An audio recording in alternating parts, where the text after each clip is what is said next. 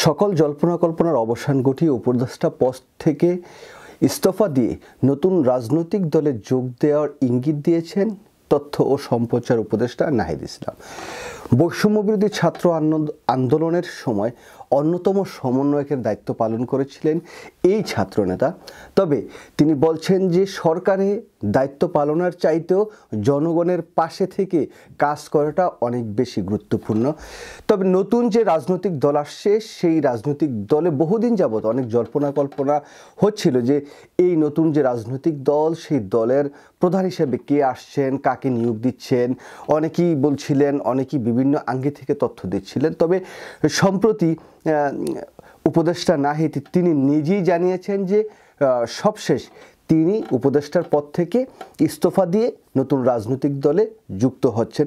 আমরা যতটুকু জানতে পেরেছি যে 21শে ফেব্রুয়ারি তিনি ইস্তফা দিবেন এবং 24 তারিখে তাদের যে নতুন রাজনৈতিক প্ল্যাটফর্মের আবির্ভাব বা তাদের যে নতুন স্লোগান নিয়ে তারা যে রাজপথে নামার যে সিদ্ধান্ত, সেই জায়গায় সেদিন থেকেই তিনি সেই দায়িত্বটি পালন করবেন।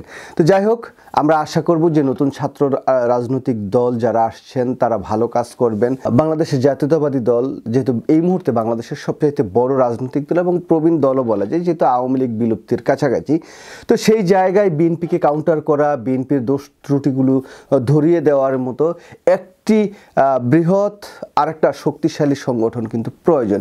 যেহেতু জামাত ইসলাম অত বড় সংগঠন না, বা জামাত ইসলামের যদিও অনেক সমর্থন থাকার পরও তাদের কিছু সীমাবদ্ধতা আছে। একটি ইসলামিক দল হিসেবে তাদেরকে সবাই পছন্দ করেন না বা আন্তর্জাতিক সেরকম গ্রহণযোগ্য থাকেও না। তো সেই জায়গা থেকে এই নতুন ছাত্রদের যে দল, সেটা বাংলাদেশের গণমানুষের পক্ষে কাজ করবেন, বাংলাদেশের জনগণের যে আশা আকাঙ্ক্ষার প্রতীক হিসেবে তারা কাজ করবেন, সেটা আমরা আশা করছি।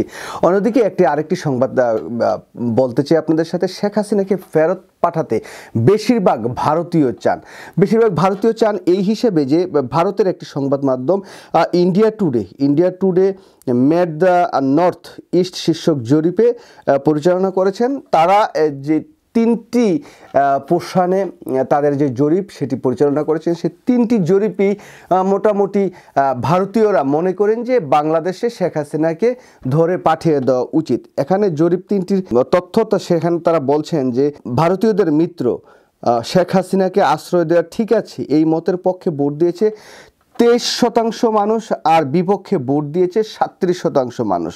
আরেকটি তাদের পুল ছিল যে বিদ্যমান পরিস্থিতিতে বাংলাদেশের সঙ্গে ভারতের সম্পর্ক উন্নয়নের স্বার্থে তাকে ফেরত পাঠানো উচিত এই মতামতের পক্ষে ভোট দিয়েছেন 55% মানুষ, বিপক্ষে ভোট দিয়েছেন 21% মানুষ। আরেকটা পুল করেছিলেন যে শেখ হাসিনাকে বাংলাদেশে ফেরত পাঠানো উচিত নয়, বরং অন্য দেশে চলে যেতে বলতে পারে এই মতামতের বিপক্ষে ভোট দিয়েছেন 17% মানুষ, পক্ষে ভোট দিয়েছেন 29% মানুষ।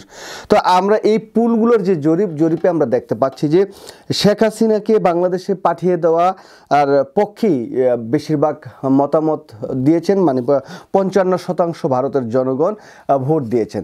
গতকাল একটি ভিডিওতে বলেছিলাম যে সব জানলা শেখ হাসিনার বন্ধ হয়ে যাচ্ছে। একটি সময় অনেক ভারতীয়রা কিন্তু শেখ হাসিনাকে সমর্থন করতে, এখন ভারতীয় মিডিয়ার পুলই দেখা যাচ্ছে ভারতীয়রা মনে করেন যে বাংলাদেশের সাথে সম্পর্ক নষ্ট করে শেখ হাসিনাকে ভারতে বসিয়ে রেখে লাভ নেই, বরঞ্চ শেখ হাসিনাকে বাংলাদেশের হাতে তুলে দিলে বা শেখ হাসিনাকে আইনের আওতায় এনে বিচারের মুখোমুখি করা যাবে, সেটাই তারা মনে করছেন। যাই হোক, সবাই ভালো থাকবেন, সুস্থ থাকবেন, নিরাপদে থাকবেন। আল্লাহ হাফেজ, আসসালামু আলাইকুম।